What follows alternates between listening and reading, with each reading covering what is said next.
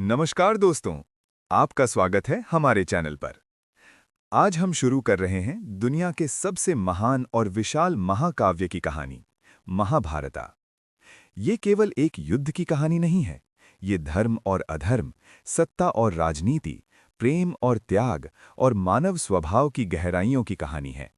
इस महान ग्रंथ की रचना की थी महान ऋषि वेदव्यास ने। कहा जाता है कि इस महाकाव्य में लगभग 1 लाख श्लोक हैं और यही कारण है कि इसे दुनिया का सबसे बड़ा महाकाव्य माना जाता है। इस कहानी में हम जानेंगे कुरु वंश की शुरुआत, भीष्म की भयानक प्रतिज्ञा, धृतराष्ट्र और पांडु का जन्म, पांडवों और कौरवों का जन्म। तो चलिए शुरू करते हैं महाभारत की अद्भुत कहानी। कुरु वंश और हस्तिनापुर। बहुत समय पहले भारत में एक महान राज्य था, हस्तिनापुर। इस राज्य पर राज करते थे महान और न्यायप्रिय राजा शांतनु। राजा शांतनु एक शक्तिशाली शासक थे और उनकी प्रजा उनसे बहुत प्रेम करती थी। एक दिन राजा शांतनु नदी के किनारे घूम रहे थे। तभी उन्होंने एक अत्यंत सुंदर स्त्री को देखा। वो कोई साधारण स्त्री नहीं थी, वो थी देवी गंगा। राजा शांतनु उनकी सुंदरता पर मोहित हो गए और उनसे विवाह करना चाहते थे। गंगा ने विवाह के लिए एक शर्त रखी। उन्होंने कहा, मैं तुमसे विवाह करूंगी, लेकिन तुम कभी मुझसे कोई प्रश्न नहीं पूछोगे। राजा शांतनु ने प्रेम में ये शर्त स्वीकार कर ली। 8 बच्चों का रहस्य। विवाह के बाद गंगा और शांतनु को एक पुत्र हुआ, लेकिन आश्चर्य की बात यह थी कि गंगा उस बच्चे को लेकर नदी में चली गई और उसे बहा दिया। राजा शांतनु बहुत दुखी हुए, लेकिन उन्होंने अपनी प्रतिज्ञा के कारण कुछ नहीं कहा। फिर दूसरा बच्चा हुआ और गंगा ने उसे भी नदी में बहा दिया। ऐसे ही 7 बच्चों को नदी में बहा दिया गया। राजा शांतनु अंदर ही अंदर दुख से टूट चुके थे। जब 8वां बच्चा हुआ, तब राजा खुद को रोक नहीं पाए। उन्होंने गंगा को रोक लिया और पूछा, तुम ऐसा क्यों कर रही हो? तब गंगा ने उन्हें सच्चाई बताई। देवताओं का श्राप। गंगा ने बताया कि ये सभी बच्चे वसु देवता थे। उन्हें एक ऋषि के श्राप के कारण मनुष्य के रूप में जन्म लेना पड़ा था। उन 7 वसुओं को जल्दी मुक्ति मिलनी थी, इसलिए गंगा उन्हें नदी में बहा रही थीं। लेकिन 8वें वसु को लंबे समय तक धरती पर रहना था।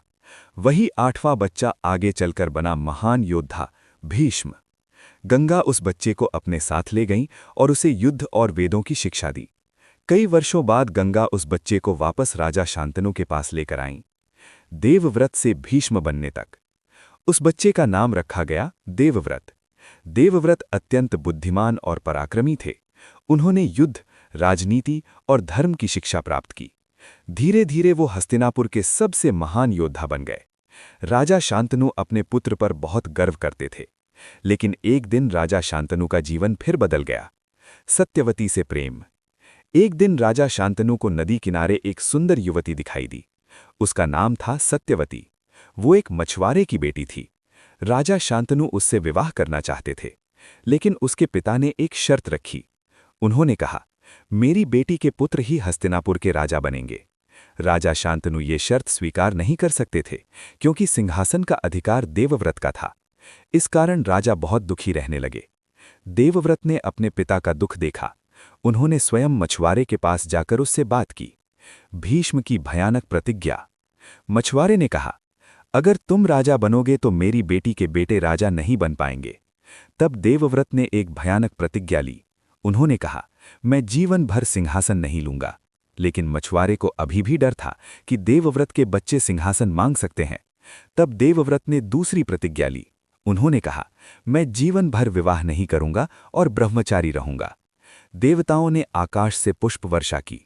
उस दिन से देवव्रत को नाम मिला भीष्म, क्योंकि उनकी प्रतिज्ञा बहुत भयानक थी। कुरु वंश में संकट।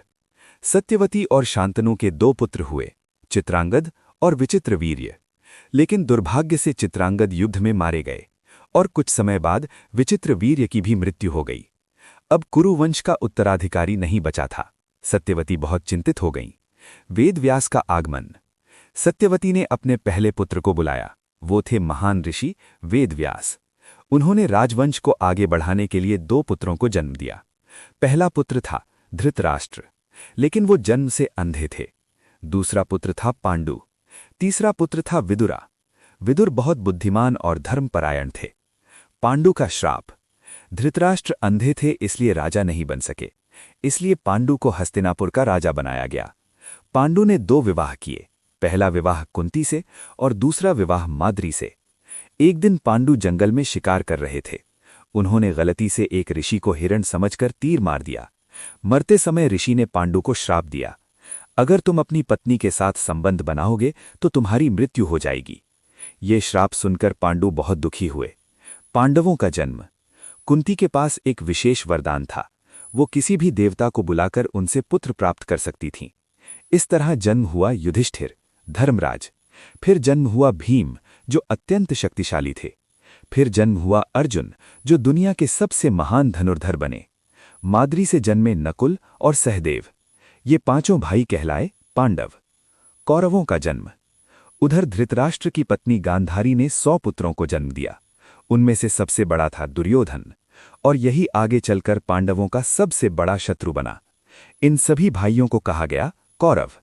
भाग 1 का समापन। अब हस्तिनापुर में 2 शक्तियां पैदा हो चुकी थीं, पांडव और कौरव।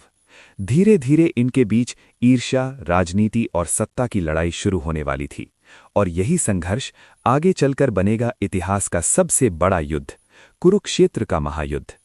अगर आपको ये कहानी पसंद आई तो वीडियो को लाइक करें, चैनल को सब्सक्राइब करें, क्योंकि अगले भाग में हम जानेंगे दुर्योधन की पहली साजिश, भीम को जहर देने की घटना, द्रोणाचार्य का गुरुकुल और अर्जुन का महान धनुर्धर बनना। धन्यवाद।